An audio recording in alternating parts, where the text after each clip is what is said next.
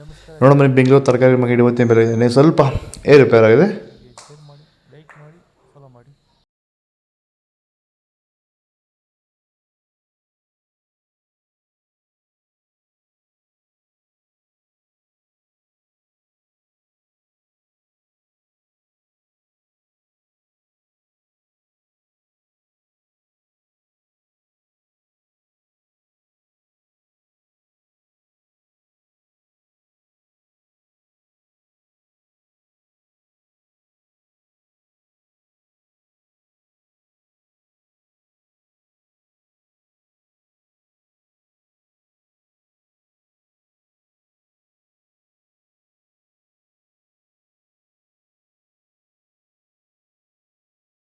Sir ಈ beans ಬೆಳೆಗೆ ನೀವು ಯಾವ ರೀತಿ ಮೇಂಟೆನೆನ್ಸ್ ಮಾಡ್ತಾ ಇದ್ದೀರಾ ಸರ್ ನೀವು?